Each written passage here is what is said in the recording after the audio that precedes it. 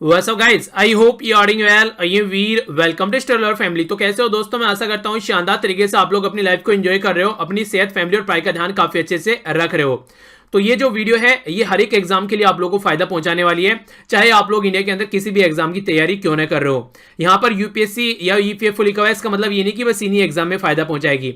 आप लोगों को ये स्टेट के जितने भी एग्जाम होते हैं उनके अंदर फायदा पहुंचाएगी, और किसी भी एग्जाम की आप लोग तैयारी कर रहे हैं ये एक अच्छा लेवल आप लोग का तैयार कर देगी, ताकि आप लोग उस एग्जाम में जाकर कंफर्टेबल फील करो। बस आप लोग एक छोटा सा काम करना है, जैसे ही स्क्रीन पर आप लोग क्वेश्चन दिखेगा, मेरे आंसर बताने से पहले एक बार खुद से उसको अटेम्प्ट कर देखिए। इससे ये होगा, अगर आप लोग उसको यहीं पर ही एक बार गलत कर लेंगे तो फिर एग्जाम में आप लोग उसको गलत नहीं करेंगे। सही होता है तो अच्छी बात है, गलत हो जाता है तो और भी अच्छी बात है। इसका मतलब ये होगा कि अब एग्जाम में आप लोग उसको याद रखोगे, क्योंकि गलती जो है नॉर्मली इंसान याद रख लेता है। तो इससे काफी अच्छा फायदा आप लोगों को देखने को मिलेगा। और इसी के साथ में वीडियो कंप्लीट होने के बाद में अपना स्कोर जरूर देखा कीजिए कि आप लोगों का स्कोर बढ़ रहा है या घट रहा है। अगर घट रहा है तो थोड़ा सा देखिए कहां पर कमी रह रही है, आप लोगों को उसके ऊपर किस तरीके से काम करना है, और बढ़ रहा है तो फिर अच्छी बात है, और अच्छे से आप लोगों को फोकस देकर आगे बढ़ना है। और वीडियो सुनने के बाद में लगेगा कि पीडीएफ आप लोगों को चाहिए तो टेलीग्राम से जाकर इसको डाउनलोड कर लीजिएगा, लिंक वीडियो के नीचे आप लोगों को इसका डिस्क्रिप्शन बॉक्स में मिल जाएगा। ओके, तो आइए आज का डिस्कशन स्टार्ट करते हैं बिना किसी देरी के। आज का फर्स्ट क्वेश्चन देखते हैं। क्वेश्चन में बात की जा रही है आप लोगों के सामने 90 ईस्ट रिज के बारे में। तो ये सबमर्ज वोल्केनो रिज है, यहां पर लोकेटेड किस एरिया में है ये आप लोगों को बताना है। ए में बोला गया पैसिफिक क्वेश्चन में, बी में अटलांटिक, सी में इंडियन, और डी में बोला गया यहां पर साउथ चाइना सी के अंदर। सही आंसर क्या है? ए बी सी या फिर डी?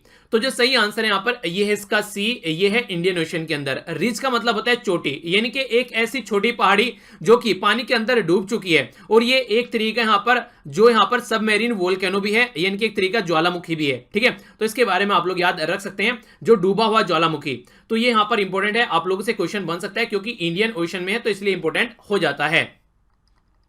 लोकेशन आप लोग इसकी देख लीजिए एग्जैक्टली कहां पर पड़ेगा। ये होगी अपनी प्यारी कंट्री। यहां से जो ये वाला रीजन है, ये वाली जो यहां पर पहले कभी यहां पर ये जो चोटी है ये आप लोग देखते हैं ये सबमर्ज यहां पर हो चुकी है। तो इसकी बात की जा रही है, इसको बोला जा रहा है यहां पर 90 ईस्ट रिज के नाम से जाना जा रहा है यहां पर, जो कि बे ऑफ बंगाल वाले रीजन में आप लोग को देखने को मिलेगा। क्वेश्चन में आप लोग कंफ्यूजन में डालकर भी पूछा जा सकता है कि ये अरेबियन सी में पाया जाता है, बे ऑफ बंगाल में पाया जाता है, या फिर कोई और दूसरा इसी तरह का ऑप्शन आप लोगों को दे दिया जाएगा कि ब्लैक सी में पाया जाता है या फिर मेडिटेरेनियन सी में पाया जाता है। तो यहां पर ये particular region Bay of Bengal वाले रीजन में आप लोगों को देखने को मिलेगा, यहां से नीचे आता हुआ इंडियन ओशन में। ठीक है, यहां पर आप लोगों को अंडमान सी भी नजर आ जाएगा, उसके बारे में भी याद रखते हैं। टोटल मिलाकर 5500 किलोमीटर लंबी लेंथ आप लोगों को यहां पर इसकी देखने को मिलेगी, इस पर्टिकुलर रिज की। ठीक है, रिज का मतलब होता है एक पर्वत की ऊंची चोटी। ठीक है, तो इसके बारे में आइडिया रखेगा। आंसर सी हो गया। आगे चलता हूं। नेक्स्ट क्वेश्चन में बात की जा रही है यहां पर प्रधानमंत्री इनोवेशन लर्निंग प्लेटफॉर्म, जिसका नाम है ध्रुव। तो इसके बारे में कौन सी स्टेटमेंट करेक्ट है ये आप लोगों को बताना है। बोला जा रहा है यहां पर इसको ध्रुव जो बुलाया जाता है, इसको ध्रुव तारे के बेस पर इसको बुलाया जाता है। आप लोगों ने सुना होगा पोल स्टार, तो उसके नाम पर इसका नाम रखा गया। बोला गया कि हमारी कंट्री में हर एक बच्चा जो है वो ध्रुव तारे की तरीके से, जो कि आसमान में एक अलग ही अपनी पहचान बनाता है। 60 स्टूडेंट यानी कि विद्यार्थियों को इसमें सेलेक्ट किया जाएगा। 30 होंगे साइंस बैकग्राउंड से और 30 होंगे यहां पर परफॉर्मिंग आर्ट बैकग्राउंड से। तो इस डिसिप्लिन में यहां पर एमबीसीएस प्रोग्राम के तहत फर्स्ट बैच जो रहेगा वो 60 बच्चों का रहेगा। ध्रुव ये जो कि प्रधानमंत्री इनोवेशन लर्निंग प्लेटफॉर्म है, ध्रुव जिसको बोला गया है, ये 20 डेज लर्निंग प्रोग्राम है जो कि लॉन्च किया गया है मिनिस्ट्री ऑफ स्किल डेवलपमेंट के द्वारा। कौन सी स्टेटमेंट करेक्ट है? ए बोला गया 1 एंड 2, बी बोला गया 2 एंड 3, सी बोला गया 1 एंड 3, डी बोला गया ऑल ऑफ द अबव। सही आंसर क्या है? A B C F D. सही आंसर यहां पर इसका ए, यानी कि फर्स्ट और सेकंड दोनों स्टेटमेंट सही है। आप लोगों को पता है, मैंने आप लोगों को बताया जब भी कुछ लर्निंग के बारे में बात की जाए तो आप लोगों को हमेशा से याद रखना है जो मिनिस्ट्री कौन सी होगी, तो ministry of human resource and development होगी, ना कि मिनिस्ट्री ऑफ स्किल डेवलपमेंट। ठीक है, तो ये आप लोगों को कंफ्यूजन में डालने के लिए तुरंत बोले जाता है। और ये यहां पर 14 डे का लर्निंग प्रोग्राम है, ना कि 20 डेज का। तो आंसर यहां पर इसका ए हो गया। थोड़ा सा आप लोग यहां पर समझ लीजिए, आंसर इसका ये हो गया। ध्रुव जो है यहां पर एक तरीके से ये यहां पर जो सपोर्ट किया जाने वाला जो प्रोग्राम यहां पर लॉन्च किया जा रहा है, ये कहां पर लॉन्च किया गया? ये इंडियन स्पेस रिसर्च इंस्टीट्यूट के हेडक्वार्टर में यहां पर ये लॉन्च किया गया। तो ये जो प्रोग्राम है ध्रुव तारा पोल स्टार के नाम पर रखा गया यहां पर। और जिस तरीके से आप लोग समझ सकते हैं यहां पर कौन काम कर रहे हैं यहां पर, यह है ministry of human resource and development, किसके साथ में? इसरो के साथ में मिलकर यहां पर काम कर रहा है। तो नीति आयोग का बेसिकली स्किल डेवलपमेंट मिनिस्ट्री का यहां पर रोल नहीं है, तो आप लोगों को कंफ्यूजन में नहीं आना है। ठीक है, तो लॉन्च किया गया इसरो के द्वारा। और काम कौन सी यहां पर? Ministry of human resource development ministry काम कर रही है। अगर मिनिस्ट्री पूछा जाए तो मिनिस्ट्री आप लोगों को ह्यूमन रिसोर्स डेवलपमेंट मिनिस्ट्री। ठीक है, और वैसे ऑर्गेनाइजेशन होगी इसरो, जो कि मिलकर काम कर रहे हैं यहां पर। और इसी के साथ में 30 बच्चों का ये बैच है, जो कि 14 दिन का यहां पर लर्निंग प्रोग्राम है बेंगलुरु, जो कि इसरो का हेडक्वार्टर है वहां पर। ठीक है, तो कंफ्यूज नहीं होना है। और फर्स्ट है ये इसलिए इंपॉर्टेंट हो जाता है, जो कोई फर्स्ट चीज स्टार्ट होती है ना फर्स्ट टाइम, तो वो और भी ज्यादा इंपॉर्टेंट हो जाती है। नेक्स्ट क्वेश्चन यहाँ पर बात करें पोषण एटलस के बारे में। तो जैसे आप लोगों ने पोषण अभियान के बारे में सुना है, ऐसे ही पोषण एटलस है यहाँ पर हमारी कंट्री में ministry of women and the child development के द्वारा इसको लॉन्च किया गया, एसोसिएट किसके साथ में मिलकर, नीति आयोग के साथ में, ठीक है, अंडर पोषण अभियान। तो ये है पहली स्टेटमेंट। दूसरा बोला गया यहाँ पर ये एक तरीके से जो मैप करेगा क्रॉप और फूड ग्रेन जो हमारी कंट्री में है उससे रिलेटेड जो क्रॉप्स हैं, ताकि हमारी कंट्री में जो न्यूट्रिस प्रोटीन है खासकर ऐसी एक डाइट प्रोवाइड कराई जा सके, तो उसको प्रमोट करने के लिए ये काम कर रहा है। करेक्ट स्टेटमेंट क्या है? ए में बोला गया वन ओनली, बी बोला गया टू ओनली, सी बोला गया बोथ 1 and 2, डी बोला गया none of the above. A B C या फिर डी सही आंसर क्या है? सही आंसर यहां पर इसका बी यानी कि सेकंड स्टेटमेंट करेक्ट है, पर फर्स्ट स्टेटमेंट यहां पर इनकरेक्ट है। रीजन क्या है? फर्स्ट स्टेटमेंट में जो यहां पर बोला गया एसोसिएशन में नीति आयोग, तो नीति आयोग नहीं है एसोसिएशन में, यहां पर ये है bill and Melinda Gates foundation. Bill Gates और उसकी वाइफ की जो फाउंडेशन है वो यहां पर काम कर रही है, और Deendayal research institute of development ये यहां पर मिलकर काम कर रहा है पोषण अभियान के अंडर में।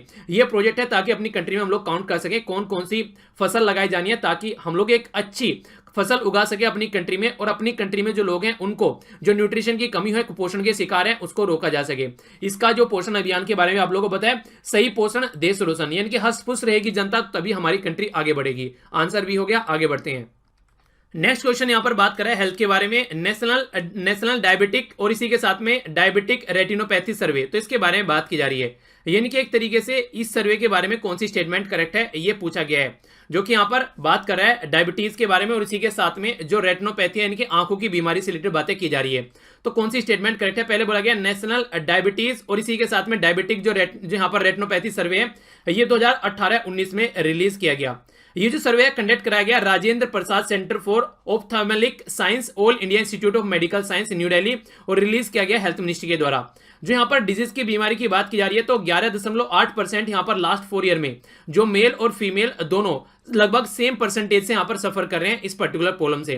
करेक्ट स्टेटमेंट क्या है? ए में बोला गया 1 and 2, बी बोला गया 2 and 3, सी बोला गया 1 and 3, डी बोला गया all of the above. A B C या फिर डी सही आंसर क्या है? सही आंसर यहाँ पर इसका बी यानी कि सेकंड और थर्ड स्टेटमेंट यहाँ पर सही है, पर फर्स्ट स्टेटमेंट गलत है, क्योंकि जो सर्वे है यहाँ पर ये कंडक्ट कराया गया 2015 से लेके ये 2019 तक का टाइम पीरियड यहाँ पर इस सर्वे में लिया गया।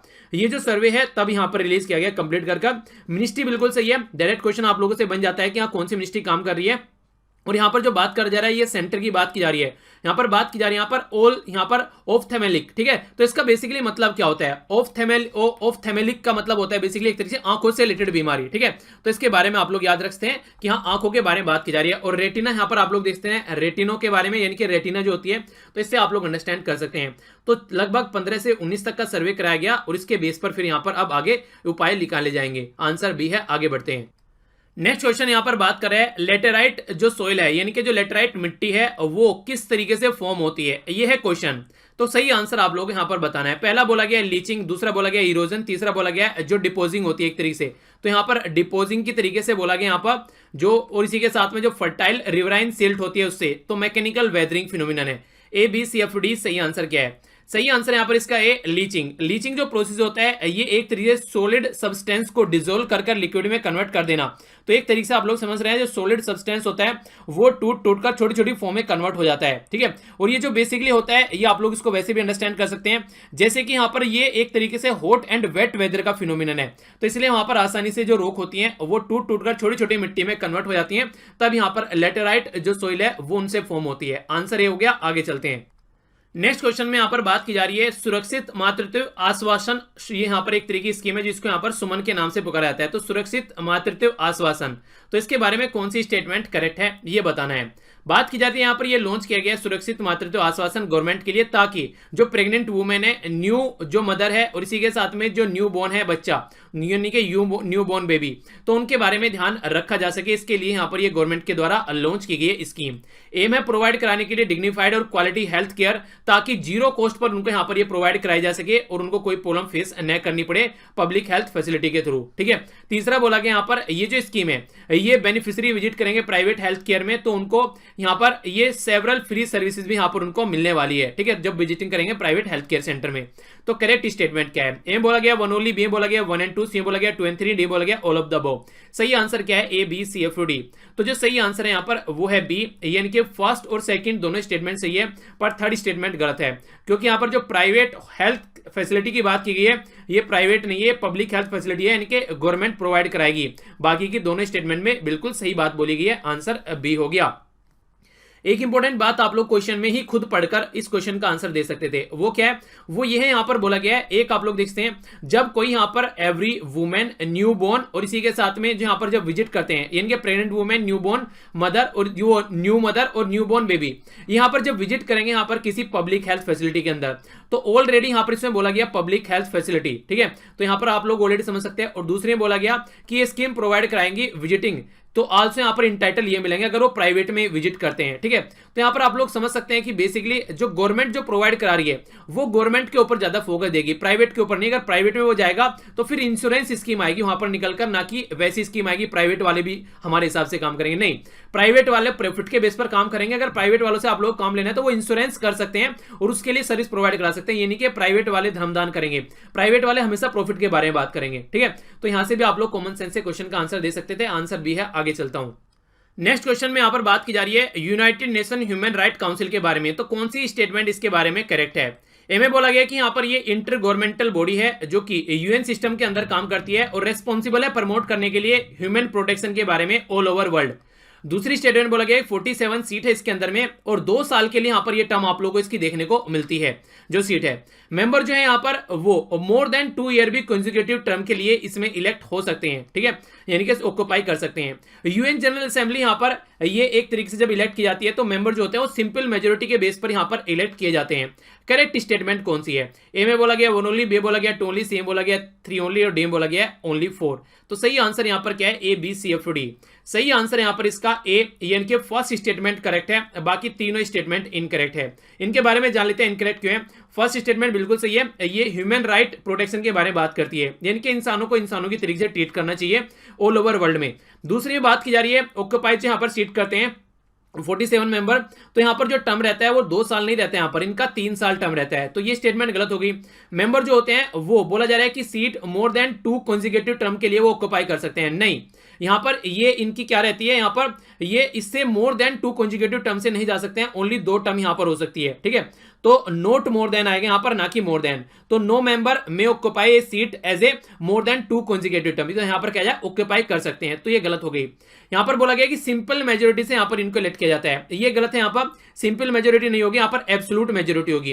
अब आप लोगों के माइंड में ये आ रहा होगा कि दोनों के बीच में डिफरेंस क्या है, तो ये भी एक इंपॉर्टेंट क्वेश्चन आप लोगों से बन जाता है। सिंपल मेजोरिटी का मतलब होता है कि जो प्रेजेंट है और वो वोटिंग कर रहे हैं उसको बोलते हैं सिंपल मेजोरिटी, यानी कि मान लीजिए कहीं पर 100 मेंबर हैं, 100 मेंबर में से अगर मान लीजिए 50 मेंबर आए हैं मीटिंग को अटेंड करने, तो 50 में से जो यहां पर मेजोरिटी निकाली जाएगी इसके बेस पर निकाली जाएगी, तो यहां पर जो वोट करेंगे, पर लेकिन अगर यहां पर जो मेजोरिटी होगी वो 100 के 100 मेंबर के बेस पर काउंट किया जाएगी, यानी कि सब मेंबर को काउंट किया जाएगा उसमें, ये नहीं कि 50 आ रहे हैं तो वो सुनी को काउंट कर लो, तो उसको बोलते हैं एब्सोल्यूट मेजोरिटी, यानी कि सबको काउंट कर रहे हैं। तो आंसर यहां पर इसका ए हो गया। आगे बढ़ते हैं, नेक्स्ट क्वेश्चन में बात की जा रही है, हिस्ट्री का क्वेश्चन है यहां पर, ये है अल हिलाल। अल हिलाल न्यूज़पेपर किसके द्वारा स्टार्ट किया गया था, ये है क्वेश्चन।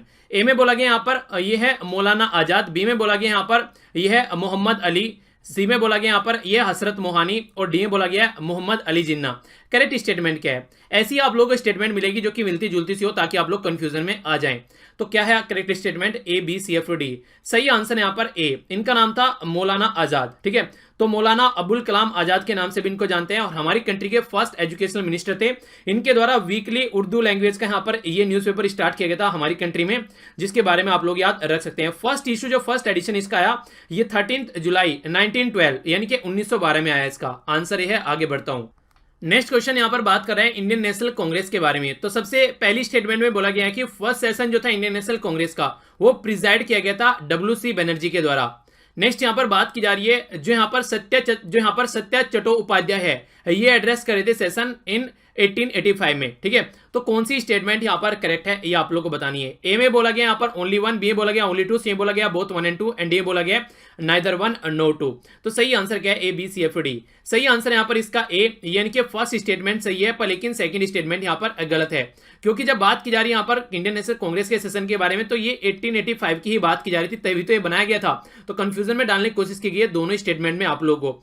तो ये जो था यहाँ पर जो फर्स्ट मीटिंग थी बॉम्बे में, अप्रूव की गई थी यहाँ पर वाइसराय लॉर्ड डफरिन के द्वारा, इसीलिए उनको डफर भी बोला जाता है कई बार। तो यहाँ पर उमेश चंद्र बनर्जी ये थे यहाँ पर पर्सनैलिटी जो फर्स्ट प्रेसिडेंट थे कांग्रेस के, जिसमें 72 डेलीगेट्स यहाँ पर पार्टिसिपेट किए थे इसमें, और उसके बेस पर ये सेशन आगे बढ़ा था। आंसर ए हो गया। आगे चलता हूं। नेक्स्ट क्वेश्चन है यहाँ पर स्वदेशी मूवमेंट के बारे में। इसके बारे में कौन सी स्टेटमेंट करेक्ट है ये आप लोगों को बताना है। स्वदेशी मूवमेंट के फीचर बेसिकली बोला जा रहा है, तो इम्फेसिस किया गया सेल्फ रिलायंस के बारे ऊपर, यानी कि आत्मनिर्भरता के ऊपर यहाँ पर फोकस किया गया। पावरफुल मेथड था मास मोबिलाइजेशन का, बहुत लार्ज स्केल पर लोगों को मोबिलाइज किया गया। एक्सटेंसिव पार्टिसिपेशन इसमें देखने को मिला पीजेंट किसानों का, ये बोला जा रहा है। कल्चर रिविलाइजेशन यहाँ पर देखने को मिला, यानी कि एक तरीके से पुनरुत्थानवाद यहाँ पर कल्चर का देखने को मिला। करेक्ट स्टेटमेंट क्या है, ए में बोला गया ओनली वन, बी में बोला गया वन एंड टू, सी में बोला गया 1 2 4 और डी में बोला गया ऑल ऑफ द अबव। सही आंसर क्या है, A B C F D. सही आंसर यहाँ पर इसका सी, यानी कि फर्स्ट सेकंड और फोर्थ सही है, पर लेकिन थर्ड गलत है। क्योंकि पीजेंट और जो किसान बोल सकते हैं आप लोग, उनका पार्टिसिपेशन यहाँ पर लिमिटेड देखने को मिला, वो लार्ज स्केल पर यहाँ पर पार्टिसिपेट नहीं कर पाए, पर लेकिन और जो लोग थे वो काफी अच्छे से पार्टिसिपेट किया। अपने ऊपर कैसे फोकस देना है, अपनी कंट्री के ऊपर, दूसरे के ऊपर डिपेंडेंसी नहीं रखनी है, वो तमाम मुद्दे यहाँ पर देखने को मिले। तो आंसर इसका यहाँ पर सी हो गया। तो ये था टोटल आज का डिस्कशन। आई होप कि आप लोगों ने अच्छे से एंजॉय किया होगा। तो मिलता हूं नेक्स्ट लेक्चर में, जो कि होगा द हिंदू न्यूज़पेपर का डिस्कशन। तो एंजॉय करते रहिए, पढ़ाई करते रहिए, अपना भी ध्यान रखिए, फैमिली का, परिवार का और सेहत का, और इसी तरीके से आप लोग खुश रहिए। तो तब तक के लिए थैंक्स लॉट फॉर लिसनिंग। जय हिंद।